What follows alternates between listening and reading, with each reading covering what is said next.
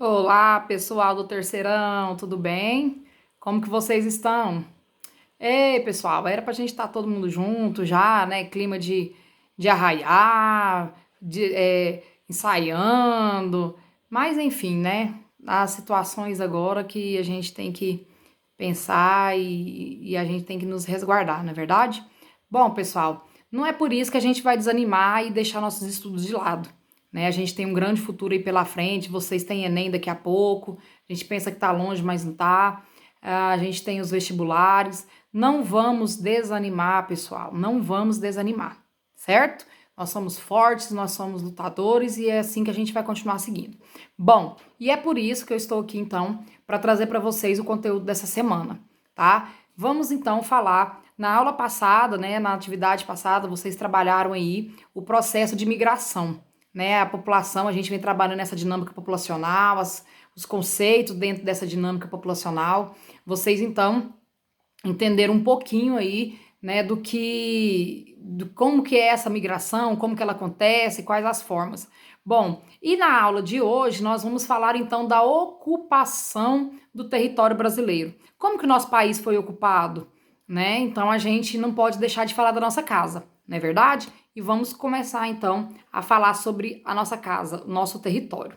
Bom, a primeira coisa que nós temos que levar em consideração, que nós temos que destacar, na verdade, é que o nosso território, ele é um espaço dos indígenas, né? Então, os primeiros habitantes, os primeiros, né, moradores dessa casa são os indígenas, né? O maior grupo de indígenas que a gente tinha. A população que ocupava o Brasil antes da colonização, então, europeia, né, eram os nativos indígenas, certo? Tinham acumulado um importante conhecimento do meio ambiente, especialmente sobre o clima, solo, vegetação e fauna, né? Então a gente não pode deixar de falar de quão é importante, né, os indígenas, né, dentro do nosso território brasileiro, certo? O povo indígena então ocupava praticamente todo o território.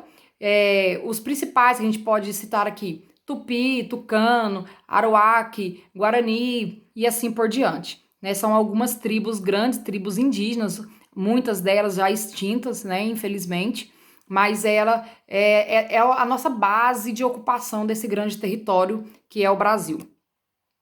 Bom, pessoal, seguindo aqui então, né, os índios se dedicavam basicamente à agricultura, à caça e à pesca.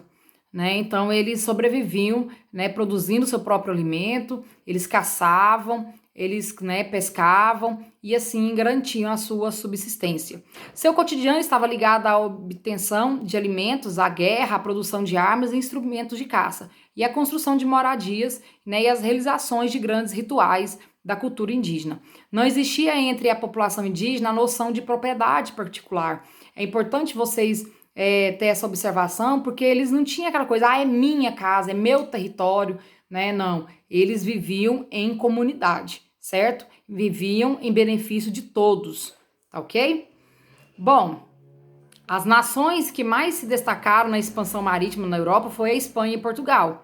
Né? Então, eles expandiram, né, seus territórios através do processo de colonização. E o Tratado de Tordesilhas, que foi assinado em 1494, estabelecendo uma divisão satisfatória para as ambições, né, portuguesas, foi a primeira fronteira estabelecida em solo brasileiro desde a descoberta em 1500. Né? Professora, peraí, que mistura é essa? Ela está falando de indígenas, agora a senhora já vem falando, né, sobre Tratado de Tordesilhas. Não, você tem que entender o que eu acabei de falar agora há pouco. Né? Os índios, eles não tinham a noção de propriedade privada. E aí, infelizmente, com o processo de colonização, isso foi imposto a ele. Né? Então, a primeira imposição foi com o Tratado de Tordesilhas, onde dividiu, né, o território em fatias, né, satisfazendo aí as vontades portuguesas, isso vocês viram em história, e isso trouxe então a primeira fronteira estabelecida dentro desse território, certo? Com a assinatura desse tratado, a Espanha e Portugal se tornaram as principais potências europeias. Né? Então, eles dividiram a fatia do bolo, ó, Espanha fica com essa parte, Portugal com essa, e assim por diante. Então, os indígenas se viram nessa condição, então, de propriedade privada, tá? Bom, lembrando que esse tratado, ele, né, só falando um pouquinho para vocês aqui, ele vai dividir, né, em duas partes. Então, a região, por exemplo, nordeste do nosso país e parte da região sul, sudeste, né, e sul, fica então pertencentes a Portugal, e a grande parte então aí das terras pertence à Espanha, certo? Bom, aí começa toda a exploração do nosso território, né? A exploração econômica. Aí vem então o pau-brasil, né? Nos primeiros 30 anos de ocupação portuguesa, o território brasileiro era pouco explorado, a maior atenção estava voltada para o Oriente e suas especiarias, né? Que eram os condimentos. Com o imediato, como os imediatos portugueses não encontraram metais preciosos como ouro e prata, decidiram explorar o que estava mais fácil, que era o caso do pau-brasil, a madeira abundante em todo o território Brasil. Professora, como que eles não encontraram ouro? Nosso país foi grande, extraiu muito esse ouro do Brasil. E isso vai acontecer à frente, quando eles entram para o interior do Brasil e começam a descobrir então essas grandes jazidas de ouro dentro do nosso território, certo? Então os portugueses, não tendo o que explorar, falou assim, a gente tem que tirar alguma coisa daqui, né? Eles estavam em busca de riqueza. Aí eles começam então, né, a explorar o pau-brasil, uma madeira muito abundante no momento. O processo de exploração do pau-brasil foi extremamente, né, vasto, acarretando na rápida devastação dessa riqueza, ou seja, a extinção, né, quase que por zero do pau-brasil, uma madeira aí muito nobre, né? No século XV, o comércio, né, com o Oriente deixou de ser lucrativo. Isso levou o governo português a aproveitar melhor o território brasileiro, cultivando produtos que têm alto valor no mercado europeu. Uma grande parte do território brasileiro foi doada a ricos, fidalgos e comerciantes portugueses, né, dentro das capitanias hereditárias. Peraí, professor, explica o que a senhora acabou de ler. Bom, que eu estou seguindo nos slides aqui, tá, pessoal? Então, o que acontece? Como eles, né, tinham que tirar algum tipo de riqueza dessa grande terra, então eles começaram a trazer outras culturas para o Brasil, né? Então extraiu-se o pau-brasil durante mais ou menos 30 anos, como a gente falou aqui, e aí começou a introduzir outras culturas aqui dentro, né? Cultivar outros produtos que eles sabiam que tinha um grande mercado, né, consumidor, por onde eles passavam aí vendendo suas especiarias, porque eles tinham que adquirir riquezas, não é verdade? Então, as capitanias hereditárias estenderam-se do litoral até a linha limítrofe, né, do Tratado de Tordesilha. O açúcar promoveu o progresso de poucas capitanias. Muitas delas não conseguiram resolver os problemas com os índios, que lutavam por seus direitos. E é claro, né, quem que vai deixar a sua casa e não vai lutar por ela. Outras não possuíam solos adequados à cultura de cana. Então, o ciclo da cana, né, o ciclo do açúcar no nosso país foi também muito importante no processo de ocupação do território. As capitanias que se desenvolveram foram de São Vicente e Pernambuco.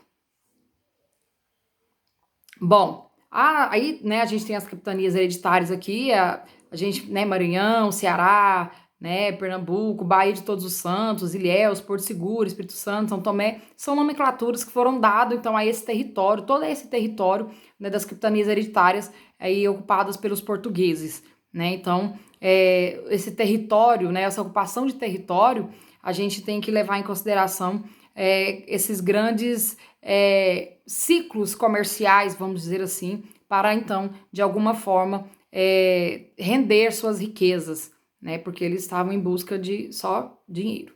Outro fator importante dessa ocupação foi a pecuária, né? Ao mesmo tempo em que se desenvolvia a cultura açucareira, surgiu outras atividades, né, de grande importância. Fumo, algodão, cana-de-açúcar, a pecuária, né, a grande concentração de terras por conta dessa pecuária.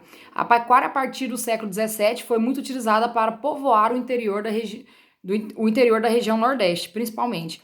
A pecuária era um complemento da economia açucareira. Olha só para você ver o que a gente está falando. A pecuária era um complemento da economia açucareira. E depois, lá na frente, ela vai se tornar um principal foco de economia do Brasil, né? Porque aí a gente, né, percebe que o Brasil tem grandes possibilidades, principalmente no estado de Goiás, né? No Brasil Central, vamos dizer assim, né?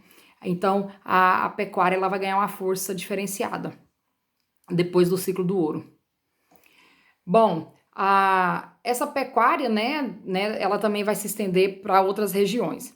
A região amazônica, desde sempre, ela já é muito, ela já é a região muito disputada, né, vamos dizer assim. O nordeste do país estava preocupado com a cultura da cana, a região norte do país voltou para os produtos, né, retirados da floresta, como o urucum, o cravo, canela, guaraná, raízes, cacau, castanha e assim por diante, né, que são as grandes especiarias. A coleta desses produtos foi o principal estímulo para a penetração e ocupação da Amazônia. Infelizmente, né, pessoal? E hoje a gente percebe aí essa intensificação, né, o quanto que ela está sendo negativa para todos nós. Bom, a ocupação da região sul, ela vai acontecer a partir do século XVII. Os bandeirantes fizeram, então, violentas incursões, né, pelo sul do Brasil, perseguindo jesuítas, índios e soldados colonos. Quem são os jesuítas, professora?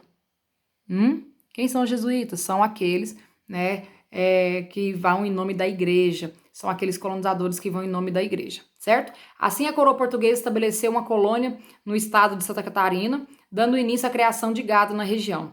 Então, essa região mostrou uma grande aptidão na criação de gado, com prósperas fazendas. Até hoje, pessoal, a região sul ela é grande produtora, então, no sentido da criação de gado, né? Principalmente pelo seu relevo, que dá as melhores carnes, enfim, eles dizem que o relevo é proporcional, né? Ele proporciona, na verdade, essa qualidade na carne bovina, certo?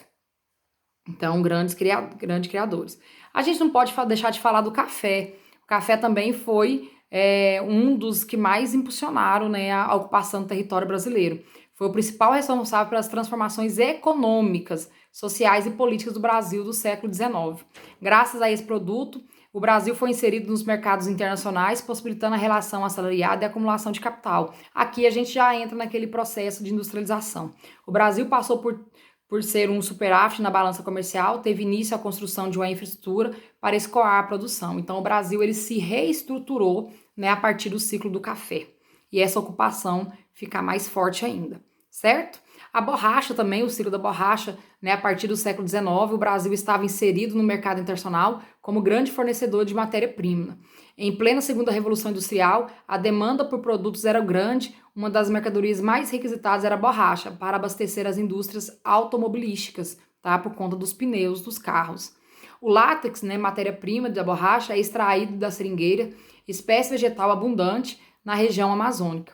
Então, esse produto ele possibilitou o crescimento, né, da população na região norte, tá ok? Aqui no nosso município de Palmeiras, a gente tem aí extração, temos seringueiras, né, onde extrai-se a borracha, certo? A cara do Brasil, então, a herança da colonização europeia, portugueses e espanhóis, que impulsaram sua forma de organização espacial. Né? As atividades econômicas surgiram as primeiras vias e, posteriormente, vieram as cidades. Os canaviais e engenhos vieram as indústrias e ainda a mão de obra escrava, infelizmente. Certo, pessoal? Então, o Brasil ele ganha uma nova cara, né? A ocupação, então, desse território ganha uma nova roupagem, tá certo? Então, pessoal, nessa aula a gente vai, né, ficando por aqui. A gente fala somente sobre essa ocupação. Vocês percebem que a economia que foi o principal objetivo de ocupação desse território brasileiro, desde lá do período dos colonizadores, né, os portugueses e espanhóis. Certinho? Beijo no coração de vocês, até a próxima aula. Faça as atividades, que é muito importante para que vocês possam, então, continuar aí no crescimento, né, na vida acadêmica de vocês. As atividades é o que vai concretizar o conhecimento de vocês, né? E eu tenho percebido aí que algumas pessoas não levam isso tão a sério, tá bom? Grande abraço, até a próxima. Semana que vem a gente se vê aqui novamente. Se cuidem daí, eu estou me cuidando daqui e em breve a gente se encontra. Grande abraço, pessoal!